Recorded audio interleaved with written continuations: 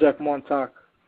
Well, his connection was that he created the equipment, or I should say some of the equipment, that that became the foundation of what was used at Mountauk. Tesla equipment was used in the Eldridge to make it invisible, and Tesla equipment was used in the Mountauk chair that many of your listeners have heard of in order to open up vortices into other realities and dimensions. And so it was a mix of what he created along with alien and Atlantean technology that was also recovered and used during that time.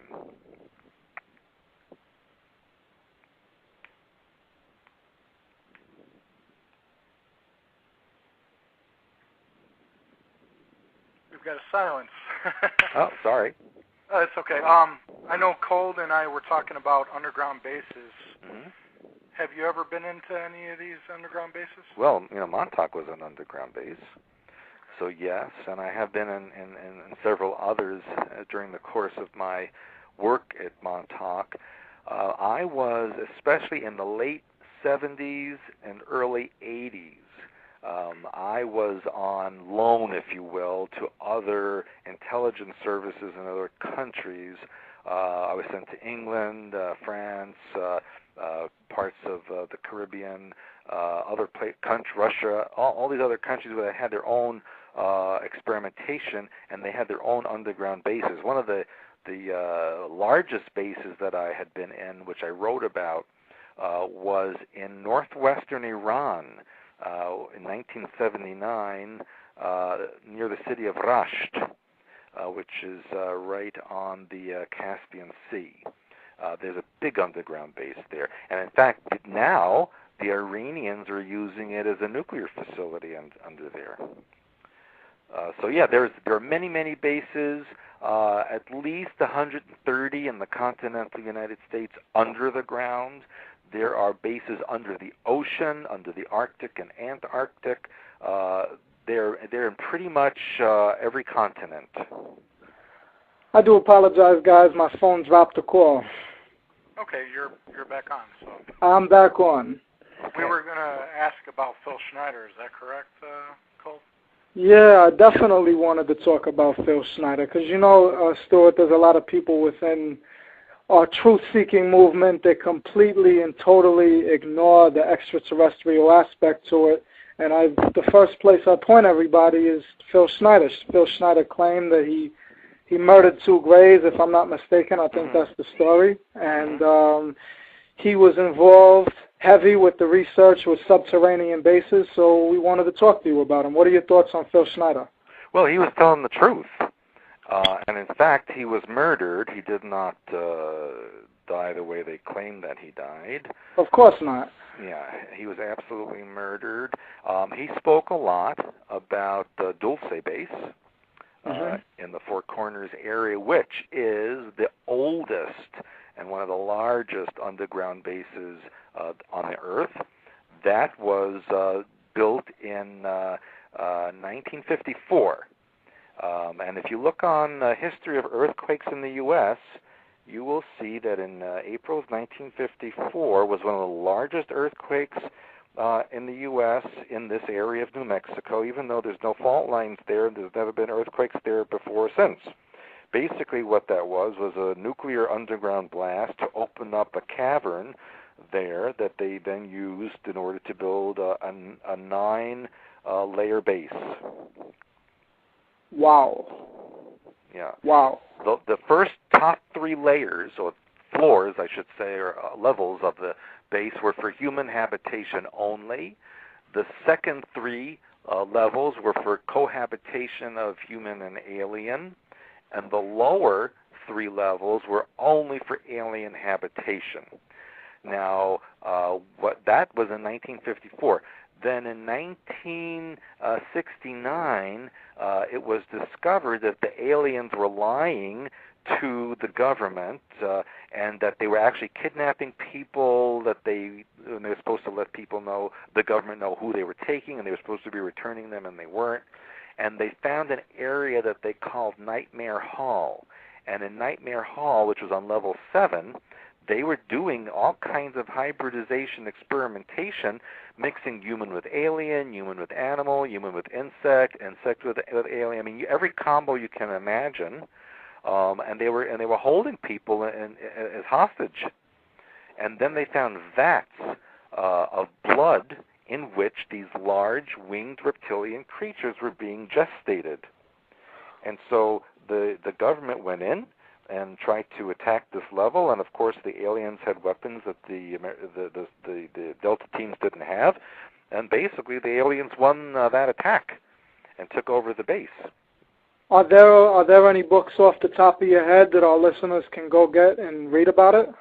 Well, I know I wrote about it in Mountauk Alien Connection because it was because of that incident in 1969 that Mountauk Project was developed in 1970 as a response.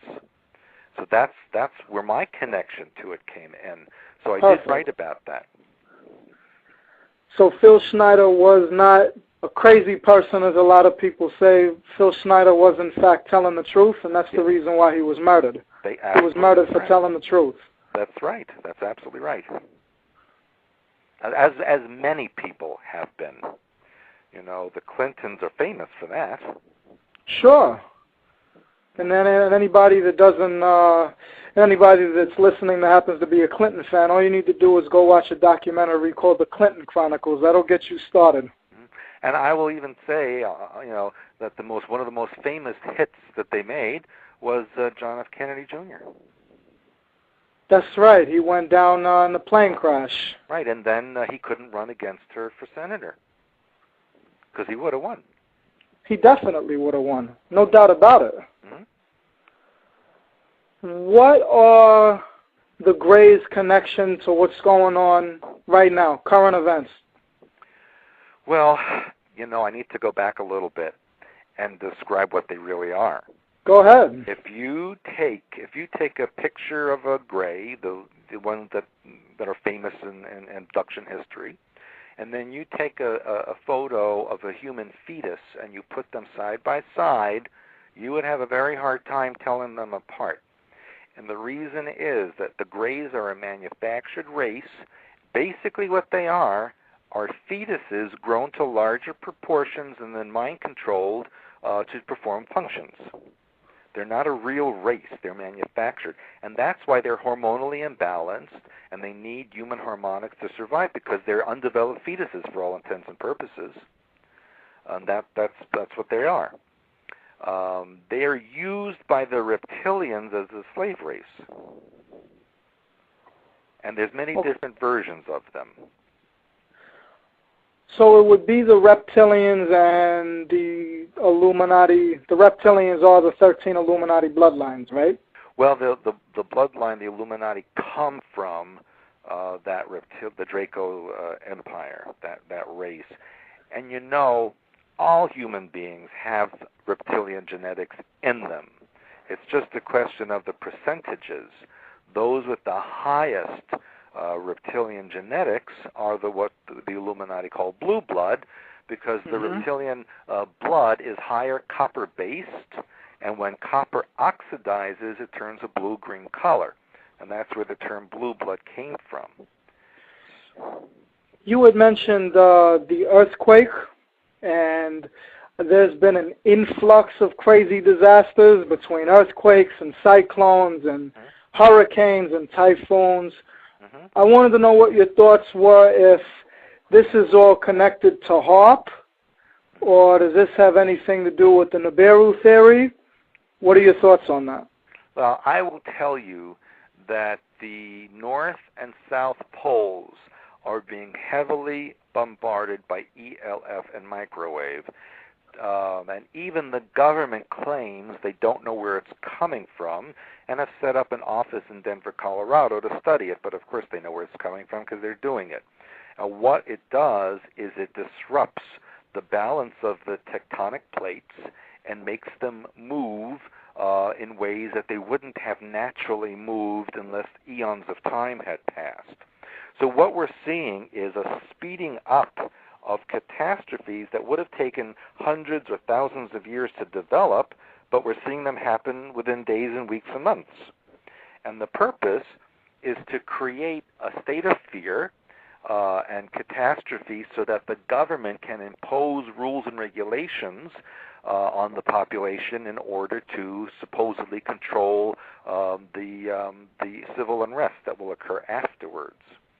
I will tell you, the earthquakes we've been seeing yesterday and today in the Pacific Northwest are nothing compared to what's coming. And I will also warn